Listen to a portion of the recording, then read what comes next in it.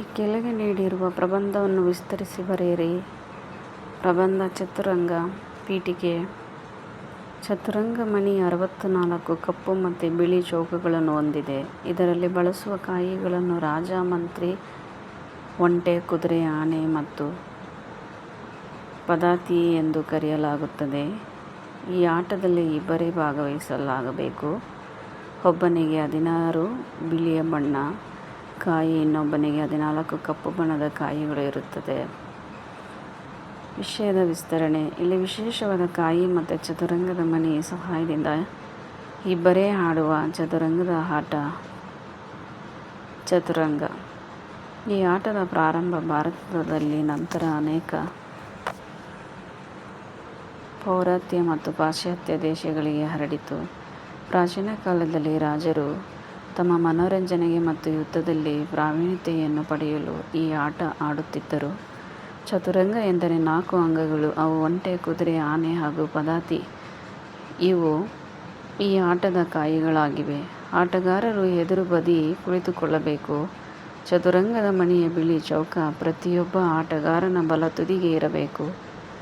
ಬಿಳಿ ಕಾಯಿ ಹೊಂದಿರುವ ಆಟ ಪ್ರಾರಂಭಿಸಬೇಕು. ಸರದಿ ಪ್ರಕಾರ ಇಬ್ಬರು ಆಡಬೇಕು. ಪ್ರತಿಯೊಂದು ಕಾಯಿ ಅವರದೇ ಆದ ನಡೆ ಮತ್ತು ಸ್ಥಾನವನ್ನು ಹೊಂದಿದೆ. ಪ್ರತಿಯೊಂದು ಕಾಯಿ ತನ್ನ ಚಾಲನಾ ಮಾರ್ಗದಲ್ಲಿ ಚಲಿಸಬೇಕು. ಈ ಆಟದಲ್ಲಿ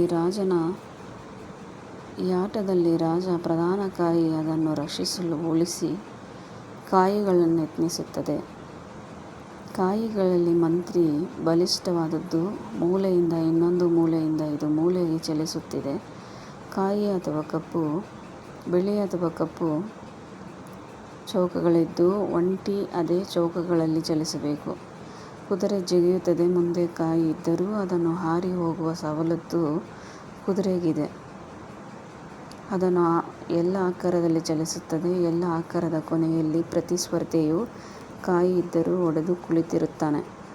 ಆನೆ ಇನ್ನೊಂದು ಮುಖವಾದ ಕಾಯಿ. ಎದುರಾಳು ಯಾವುದೇ 3 ಶಾಖೆಗಳನ್ನು ಮುಟ್ಟಿದರೆ ಆಟಗಾರ ಅಲ್ಲಿಯ ಕಾಯಿಯನ್ನು ತೆಗೆದು ಆ ಸ್ಥಾನದಲ್ಲಿ ಮುಟ್ಟಿದರೆ ಆಟಗಾರ ಅಲ್ಲಿ ಕಾಳನ್ನು ತೆಗೆದು ಆ ಸ್ಥಾನದ ಕಾಯಿ ಇಡಬೇಕು. ಅದು 6ನೇ ಸ್ಥಾನವನ್ನು ಮುಟ್ಟಿದರೆ ಆಟಗಾರ ಅಲ್ಲಿ ಕಾಳನ್ನು ತೆಗೆದು ಅದನ್ನಿಡಬೇಕು.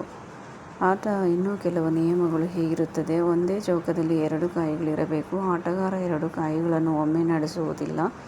ಯಾವುದೇ ಕಾಯಿಯ ಮೇಲೆ ವಿನಾಕಾರ ಕೈ ಇಡುವಂತಿಲ್ಲ. ರಾಜನು ಬಿಟ್ಟು ನಿಯಮದಂತೆ ಎದುರಾಳು ಯಾವ ಕೈಯನ್ನಾದರೂ ಹೊಡೆಯಬಹುದು.